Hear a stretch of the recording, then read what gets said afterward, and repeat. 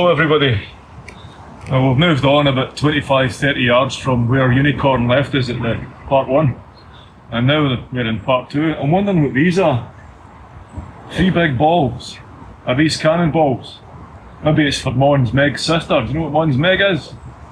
Mons Meg was a big giant cannon. It still is a big cannon. It's in Edinburgh. Maybe one day we'll do that, who knows. But today, let's go and do the National Cycle Route part 2. Let's see what's out there.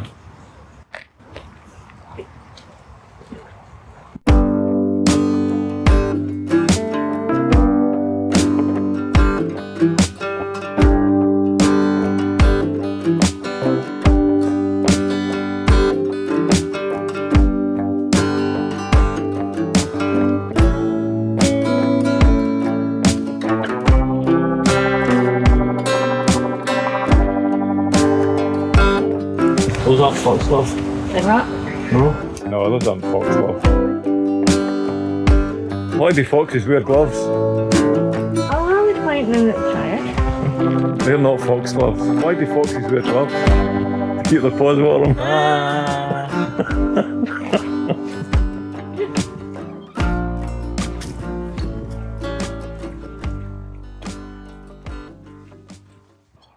At the end of the last video, you might have heard me mention a nice wee Chinese garden. Well, unfortunately, that is no more. And behind me, you can see the brightly coloured benches, which I would imagine are for people to have a picnic at. And they're in the area there for you to put your bikes if you bring your bike with you. Yeah, it's basic park facilities. There is a path goes away up, and we don't know if the lights function anymore. It's not very big, but it's enough to have a wee exploration.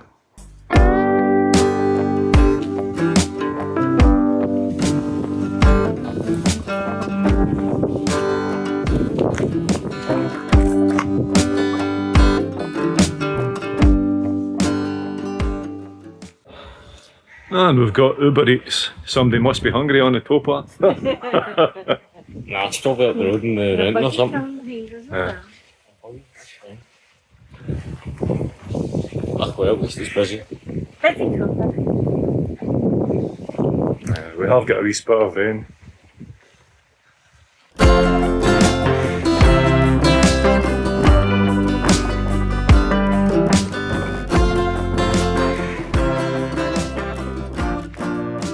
Anybody for a game of water polo?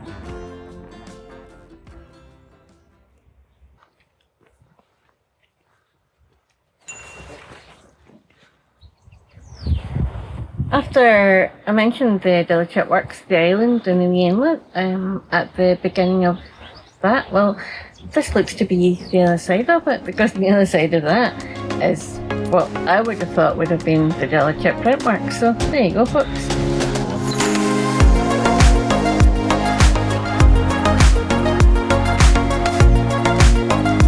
Unicorn's a double dumper. Unicorn just mentioned that inlet over there that's really close to this little bit of the river called Richie's Wave. It's a structure down there in the water that I would assume you can use for fishing or whatever you want to use it for, standing on, looking at the water go by, I don't know. You can look for it in the plaques as well that have been set up by the England Club. This one's number 24. Is it the England Club that set them up? Aye. It's the, Or is it? No, it's the England Club, yeah. Loch Lomond Angling something club, yeah. Yeah.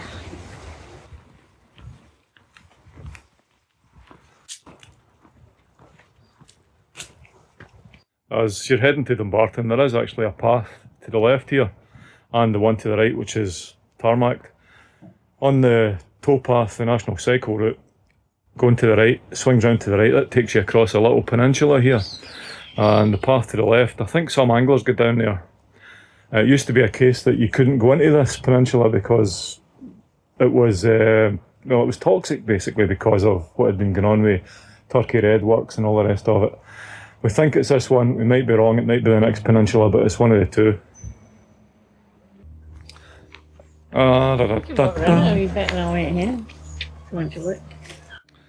We've decided we're going to have a wee short walk down it just to see what there is.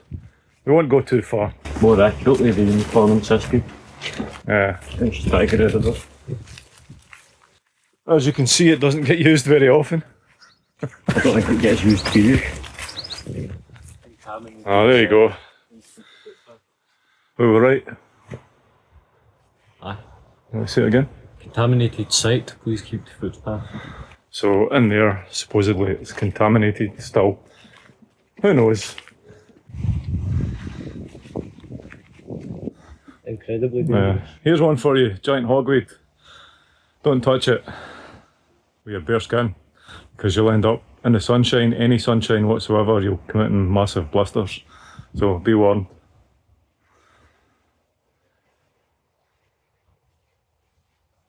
Now we've come round, which looks like maybe about halfway around this peninsula. And the river itself has opened out quite a bit. Looks quite deep in there. Probably. Anyway, let's move on.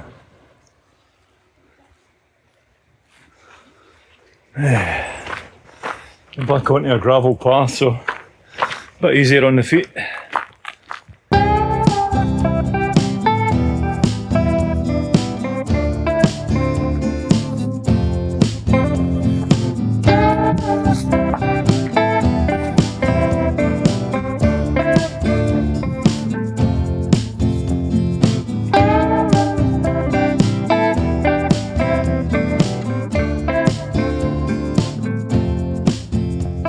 The unicorn followed the path she was on to get to the other side, so that's her walk end to end. I think the unicorn's sitting having a nap, she hasn't seen us.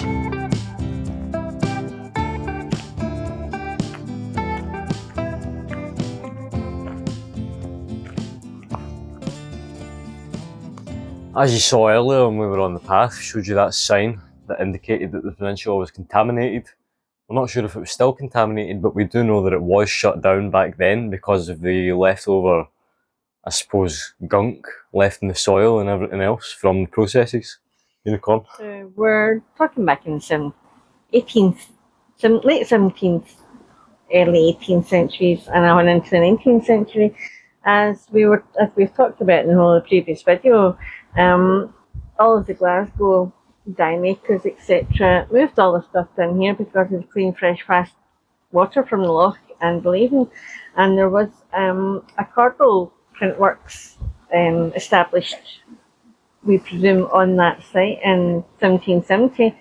And the area was particularly famous for the turkey red dye, which was adopted by all the print manufacturers here to dye their cotton that they printed.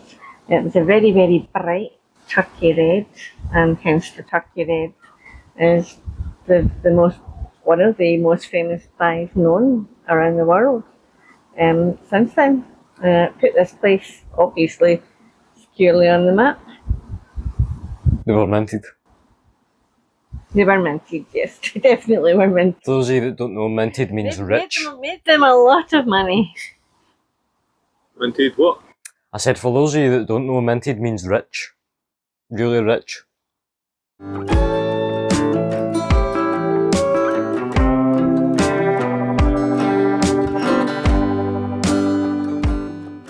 Right, behind this wall, this whole area is obviously a brand new house in Skye. Well, maybe not brand new, but in the 1700s, it would have been the Cordal estate, so which would have included the print works and probably some of the actual factories for the landowners at the time, which would have been the Smollets, up towards the roadside.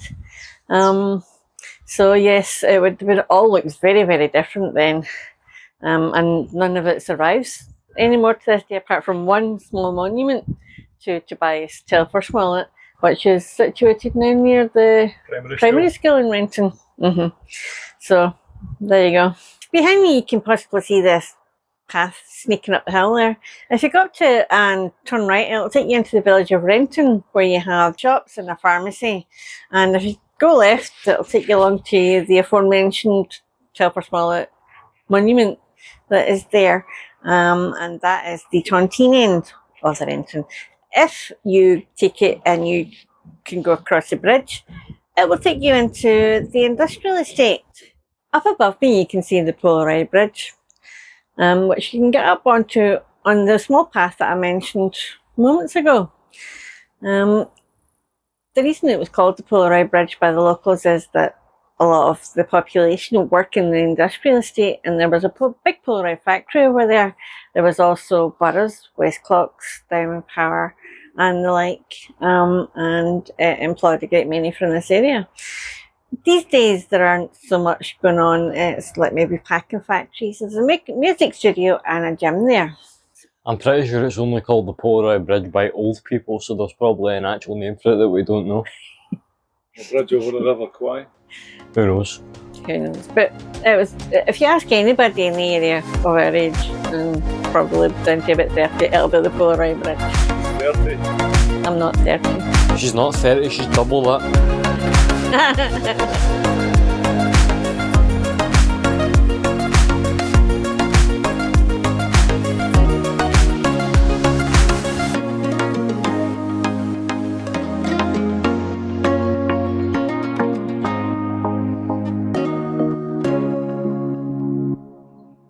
If you so happen to miss the first path, come along a wee bit further, and there are two here. Either one of them will take you up into the main street. That one will probably take you right up to the monument, which you can see through the trees for here. Anyone enjoying the tribal drums of the workies? Can you hear it? Wait. There it is. Tribal drums of the workies.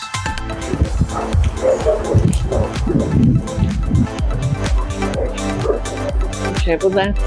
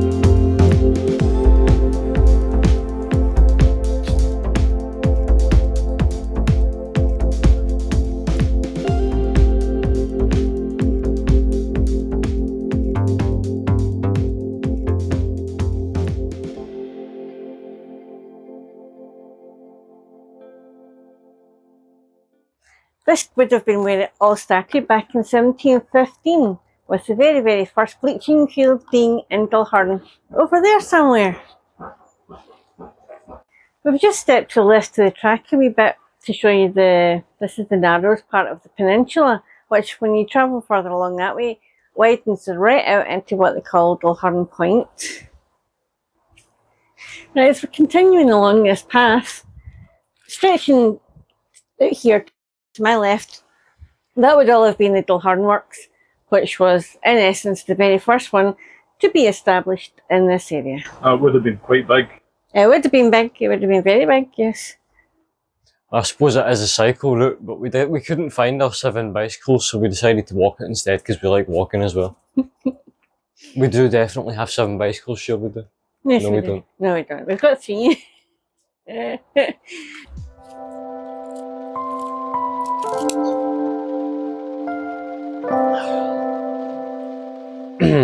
It's a healthy smell. Mm-hmm. How done?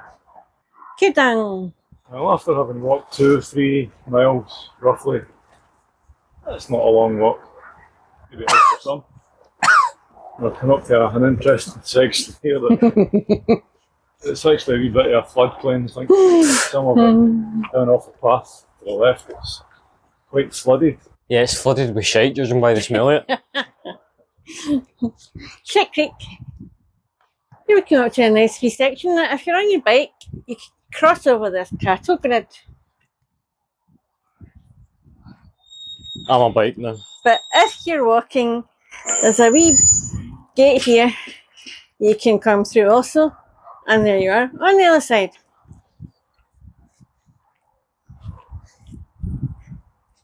Well, there's the crags up ahead that we were up. Say hello to Ermintrude. Team Diggle. I don't think so. Ermintrude. Alright, mate. I'm actually wondering if it's only boomers that knew what that reference to Ermintrude and Dougal and Dylan and all that was. I didn't, so. Probably. For anybody that has been watching a programme called Suits, Sheila's ass, there's a coo's ass. You're cool.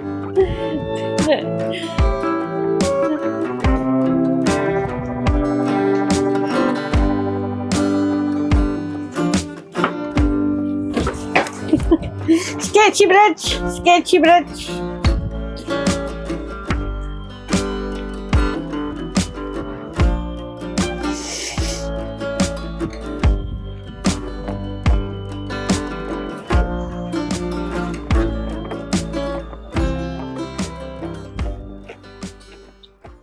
As you can see, you could go that way, or you can go this way through the gate, whether you're on bicycle or walking. For years, a lot of people didn't know this actually took them up and round about, over to the other side of the bridge and back down again. And what it avoided was this dirt track. Now, this dirt track isn't really a dirt track, it used to be a river of shit. So I call it Basically Shit Creek. dung. So it was full of cow dung. We used to call it, what did we call it? Shit Creek. It's still full of cow dung. It's still actually. full of cow dung, and when it's very wet, it's really Stinking. rank and it's like just all sludgy and horrible.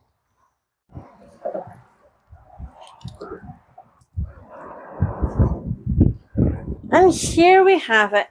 The farmers basically take all the cows from one field to another field, and they'll come through here and they'll shit. And so therefore what you're actually looking at right now is a tunnel full of shit. I would think that's what it is, but if you make the mistake of not coming along through the gate with your bicycle, it's not hanging in the end, just like though.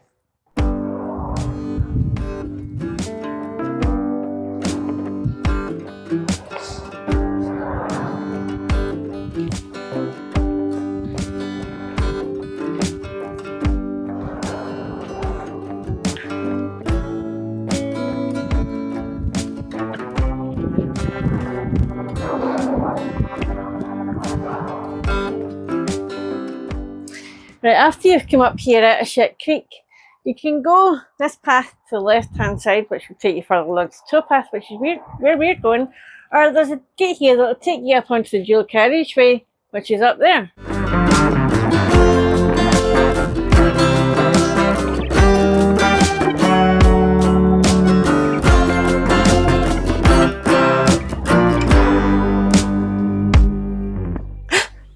Bear, look what I see. A bench, a pink bench. I'm going to have a seat on it. Yeah, it got there first.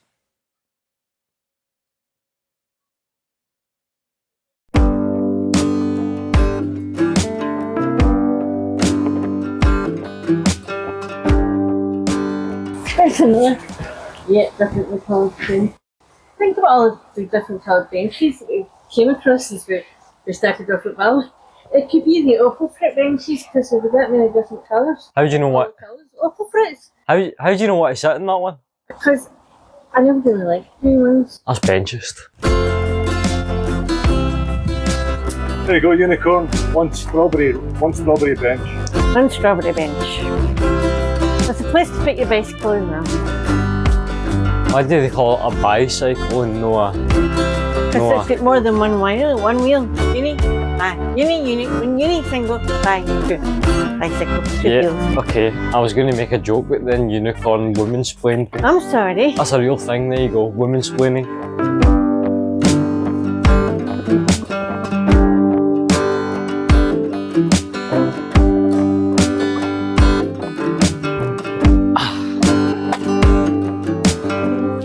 And there we have a view of a small part of the marshy area on the other side.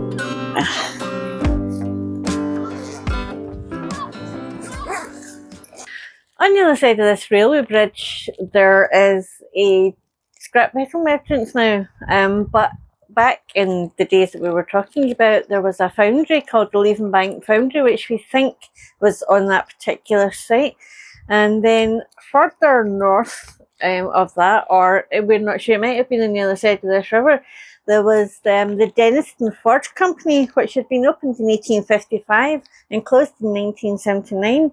It manufactured engine parts and propellers for the local shipbuilding industry that was prevalent in the area at the time. It closed in 1979, and obviously, as I mentioned already, this site beyond it is used as a scrapyard now, and there is a travellers community there also. Well, we've made it to Dumbarton finally. We're in West Bridge End, that's West Bridge End Bridge. And I've come here to tell you a little bit about the Dumbarton Glassworks that used to be here.